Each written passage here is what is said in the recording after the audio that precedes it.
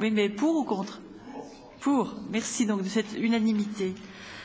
Question suivante. Garantie de la ville à l'association France Euro Habitat pour un prêt destiné au financement de logements localisés à Montreuil. Monsieur Cuffini. Merci.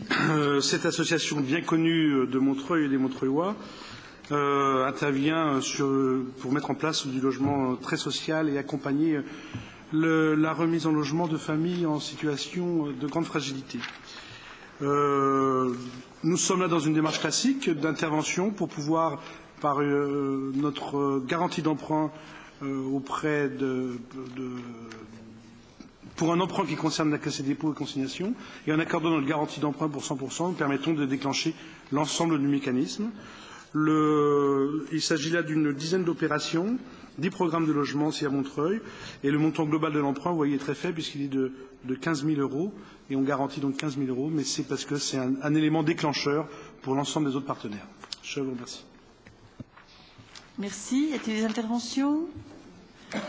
Je mets aux voix la délibération. Qui est pour? Merci pour cette unanimité. Question 11. Actualisation des tarifs des diverses opérations funéraires et des concessions. Monsieur Montigle. Oui, chers collègues, la hausse des tarifs des opérations funéraires proposée est de 2%, ce qui correspond à un progrès des services et de la qualité du travail des employés du cimetière. L'exception est la hausse de la vacation de police qui est obligatoire et qui est de 160% depuis la loi du 19 décembre 2008. Cela fait sans aucune amélioration de service, on est exactement dans les mêmes conditions. Cette hausse s'inscrit dans une série de très fortes hausses des tarifs fixés par l'État et que rien ne justifie, ou dans une série également de transferts de charges aux collectivités locales non compensés par des transferts de financement. Donc on a parlé des passeports tout à l'heure, mais je saisis cette occasion pour le rappeler. Merci Monsieur Montigle. Vous aurez pu évoquer le coût pour la ville du recensement qui commence en ce moment. Donc je profite pour passer le message aux Montreuillois. Offrez le meilleur accueil aux agents recenseurs. Ils ne viennent pas regarder la viabilité de vos documents d'identité, ils viennent juste s'assurer du nombre de personnes dans chaque appartement, dans chaque maison. C'est ce qui nous permettra ensuite de faire valoir le nombre important des habitants de notre commune auprès des différentes administrations et services de l'État notamment. Ça pèse sur le calcul de nos dotations et donc n'hésitez pas à jouer le jeu du recensement et à faire connaître exactement le nombre de personnes qui résident dans chaque logement. Pas de lien non plus avec les services des allocations logement. Donc c'est vraiment un effort tout à fait autonome de dénombrement des habitants de la ville. Merci. Sur les tarifs des opérations funéraires, ça vous fait rire, Monsieur Seret? Je suis contente de voir de bonne humeur. Et on dénonce ses petits camarades.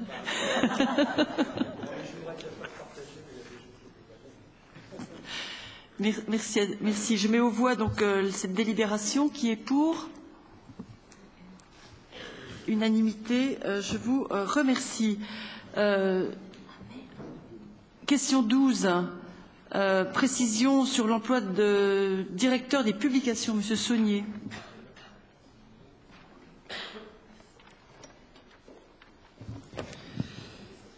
Dans le cadre du lancement du nouveau journal Tous Montreuil bimensuel, nous avons donc été amenés à faire un appel d'offres sur le poste de directeur de publication.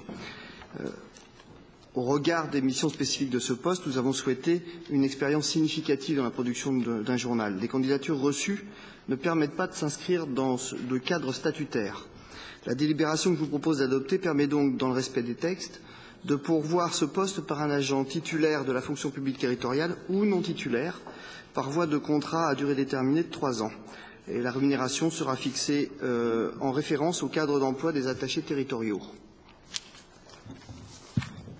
Merci. Y a-t-il des interventions? Je mets aux voix la délibération. Qui est pour? Qui est contre? Qui s'abstient? 12 abstentions. Elle est adoptée à la majorité. Question 13, création d'un poste de chirurgien dentiste à temps non complet et d'un poste de médecin généraliste à temps non complet. Madame Menouj. Mes chers collègues, au regard des besoins actuels dans les centres de santé, il est nécessaire de recruter sur des postes vacants. Un chirurgien dentiste à temps non complet à raison de 18h30 hebdomadaires. Un médecin généraliste à temps non complet à raison de 27 heures hebdomadaires. Les recrutements se faisant sur des postes vacants, l'effectif du personnel des centres de santé demeure inchangé. Je vous propose donc, mes chers collègues, d'accepter la création d'un poste de chirurgien dentiste à temps non complet sur la base de 18h30 hebdomadaires et de médecin généraliste à temps non complet sur la base de 27 heures hebdomadaires au sein des centres de santé. Je vous propose donc, mes chers collègues, d'approuver cette délibération. Merci. Y a-t-il des interventions? Je mets aux voix la délibération. Qui est contre? Qui s'abstient? Unanimité. Je vous en remercie. Question suivante. Modification de la délibération du 10 novembre 2005 portant création d'un poste de chirurgien dentiste à temps non complet. Madame Mikiri, je vous propose de présenter en même temps la délibération suivante, qui est très proche de celle-ci. Merci Madame la maire. Alors, mes chers collègues, je présente les deux. Alors, modification de la délibération du 10 novembre 2005 portant création d'un poste de chirurgien dentiste à temps non complet et modification de la délibération du 19 janvier 2006 portant création d'un poste de chirurgien dentiste à temps non complet. Alors, mes chers collègues, la création d'un poste de chirurgien dentiste à temps non complet à raison de 31 heures hebdomadaires a été votée lors du conseil municipal du 10 novembre 2005. Aujourd'hui, il s'avère que les besoins dans les centres de santé pour ce poste de chirurgien dentiste sont de 21 heures hebdomadaires. De plus, le tarif horaire par vacation des 2 heures a été revalorisé selon la valeur du point d'indice.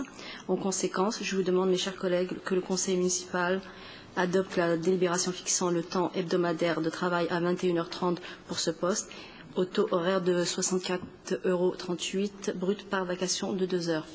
Et aussi, adopte la délibération fixant le temps hebdomadaire. Oui, c'est le même. Oui, c'est ça. Adopte la délibération fixant le temps hebdomadaire de travail à 22 heures pour ce poste, au taux horaire de 64,38 € brut par vacation de 2 heures. Merci. Merci. Y a-t-il des demandes d'intervention? Je n'en vois pas. C'est juste une boutade. C'est pour le centre Voltaire.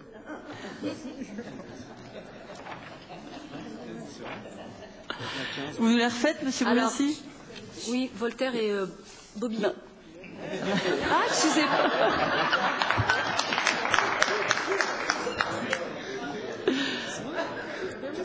Mais c'est vrai, c'est vrai. Mais merci, Madame Mekiri, de prendre votre travail au sérieux. Et de prendre Monsieur Molossi au sérieux, ce qui n'est pas toujours évident. Merci. Je mets aux voix cette délibération. Qui est contre? Qui s'abstient? Elle est donc. Alors, on vote de façon séparée la 14 et la 15, donc vous avez vu que l'enjeu était absolument considérable. Néanmoins, la délibération 14, qui est contre? Qui s'abstient? Merci pour cette unanimité. La délibération 15, même vote. Merci à vous. Modification du tableau des effectifs, Monsieur Saunier.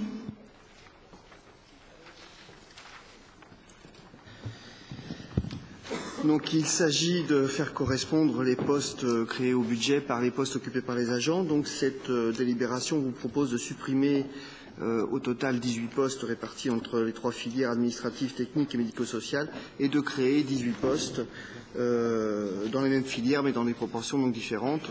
Donc il s'agit encore une fois de coller à la réalité des postes occupés par les agents.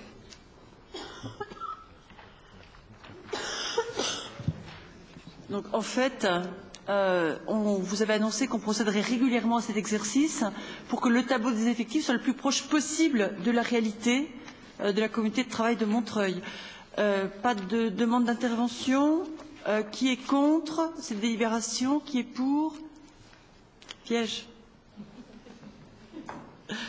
Qui s'abstient? Merci.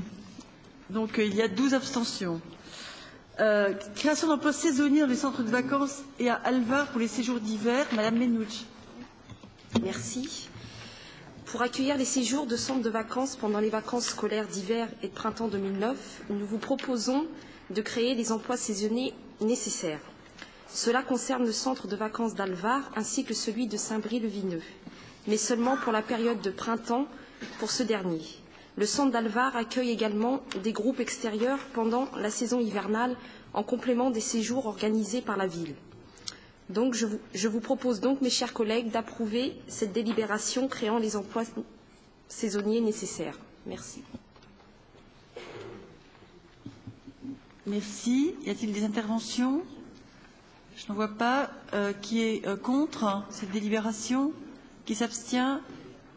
Unanimité. Merci à vous. Signature de convention avec l'Office du tourisme, le CCAS, l'OPHM pour la restauration du personnel.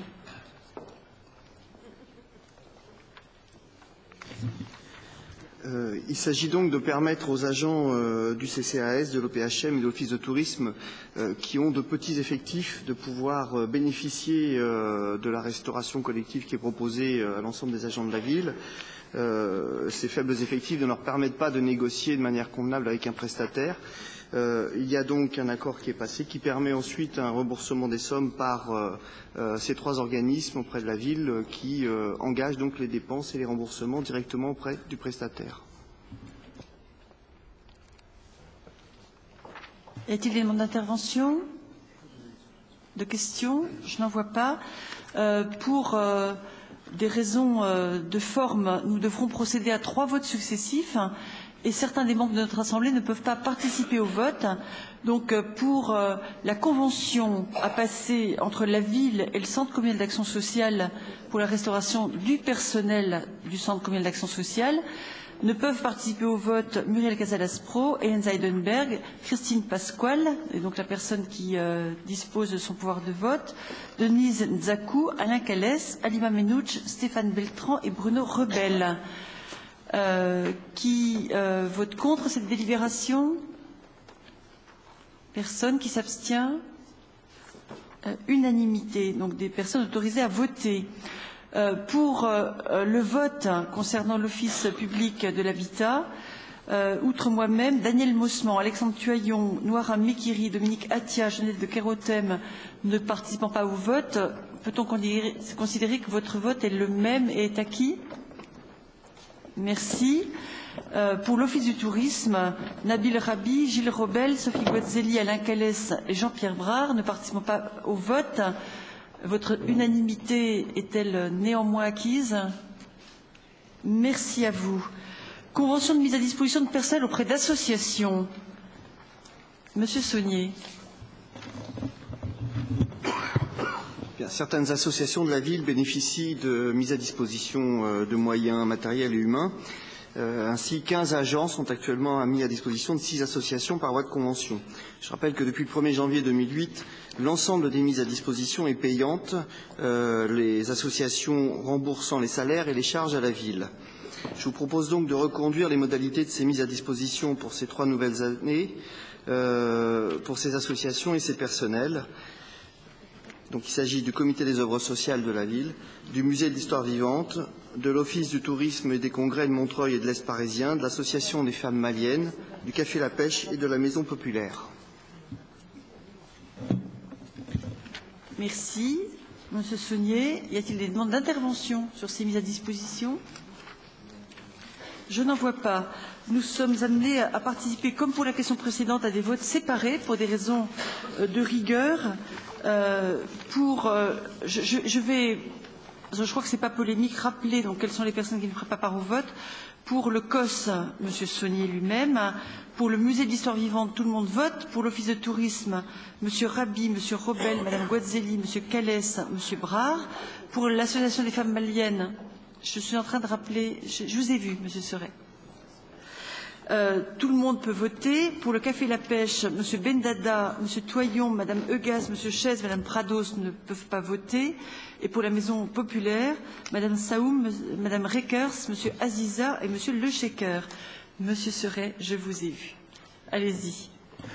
Sans polémique, Madame Voynet, et simplement dans un simple souci de rigueur, comme vous avez dit, je crois qu'il serait bien de faire un rappel à quelques élus, puisque nous avons le souci de rester à notre poste pour qu'effectivement les délibérations soient votées dans l'intérêt notamment des salariés pour les trois questions précédentes. Mais je vous fais remarquer qu'avec les personnes qui ne peuvent pas prendre au vote, dans la situation actuelle, vous n'avez pas le quorum dans votre majorité.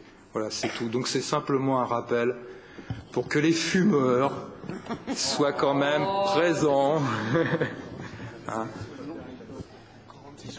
Convenons que cette délibération n'est pas polémique et que ce serait comme déraisonnable d'entretenir une inégalité entre les membres de la minorité qui pourraient aller se livrer à leur vice chaque fois qu'ils le désirent et ceux de la majorité qui devraient effectivement faire œuvre de salubrité.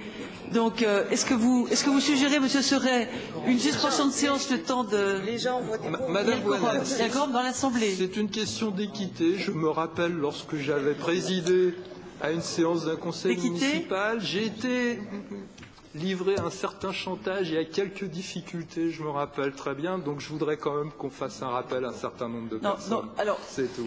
Voilà, pour que les choses soient claires, on en reste là. Monsieur Seret a aussi de l'humour, comme Monsieur Molossi, mais pas le même genre d'humour. Donc j'explique pour ceux, qui n'auraient pas compris. Nous disposons bien du quorum dans l'Assemblée, mais au cas où il prendrait fantaisie aux membres de la minorité de se lever pour aller tous ensemble fumer, nous n'aurions plus le nombre minimum de conseillers municipaux qui nous autorisera à poursuivre la séance. C'est cela. Donc on a bien le quorum, on délibère valablement, et vous n'êtes pas mesquin au point de mettre en péril les salaires des agents des associations que nous venons de nommer. Si c'était le cas, évidemment, je prononcerais une suspension de séance et vous coucheriez plus tard. Ben, tout à fait, mais voilà. ça peut être la solution pour les fumeurs, effectivement. Vous en avez parlé tout à l'heure. Moi, je vous ai proposé d'autres solutions sur le rythme des séances. Allez, on avance. Voilà, on avance. Donc, non, si vous permettez juste une toute petite remarque concernant la convention entre la ville et la maison populaire. La présidente est Marie-Thérèse Cazenave et non pas Cazenave. C'est juste une petite... Si M. Brard était en vert, il dirait que c'est parce que je ne connais pas bien Montreuil encore et que je ne connais pas le nom de la présidente de la Maison populaire. Lui, c'est lui, moi, c'est moi. Dont la légendaire discrétion est connue. Et ça reste vrai, mais puisque vous m'y incitez, je le rappelle. Voilà. Désolé de vous avoir réveillé, M. Brard. Je ne dors toujours que d'un œil, que ce soit ici ou à l'Assemblée nationale, ma chère collègue. Je mets aux voix donc la première de ces délibérations. J'ai rappelé les noms des personnes qui ne participent pas au vote. Qui est contre la mise à disposition des emplois des personnels municipaux au comité des œuvres sociales? Qui s'abstient? Unanimité. Puis-je compter sur le même vote pour le musée de l'histoire vivante? Vous m'arrêtez si vous souhaitez un autre vote.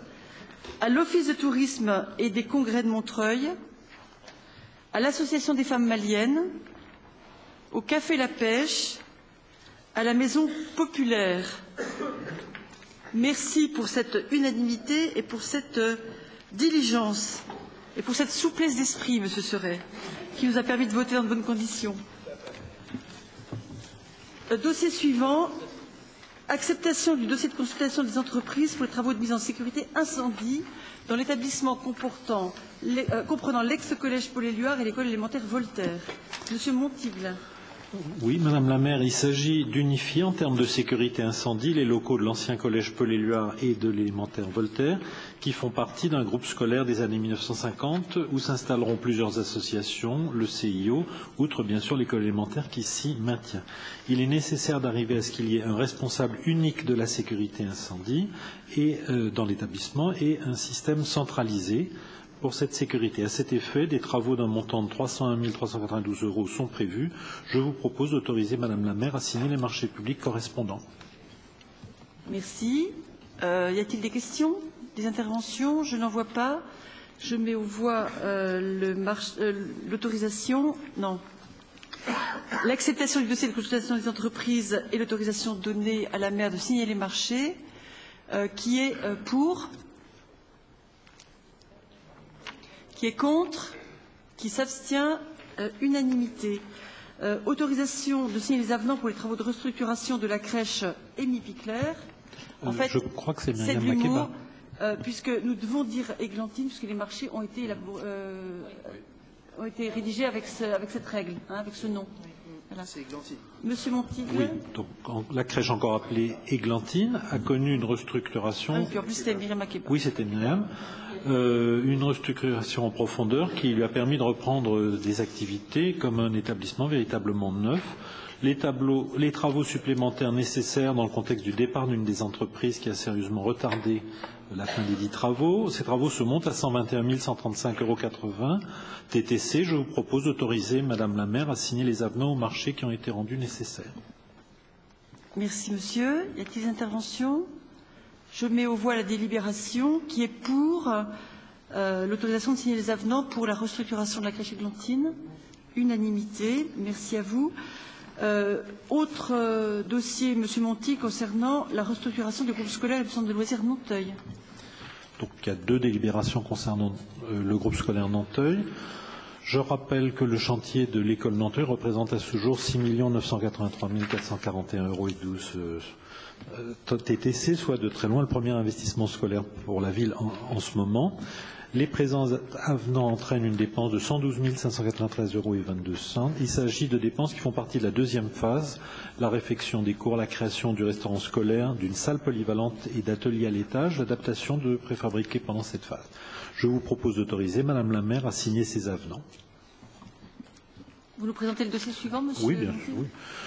Donc le dossier suivant, toujours concernant le groupe scolaire Nanteuil, est un avenant de 5 127,85 € TTC qui correspond à l'aménagement de cours provisoires pendant la phase 2 avec platelage sur bois pour la cour maternelle, la pose d'une clôture ainsi que la mise en place d'un sanitaire préfabriqué élémentaire. Je vous propose d'autoriser Madame la maire à signer l'avenant numéro 2.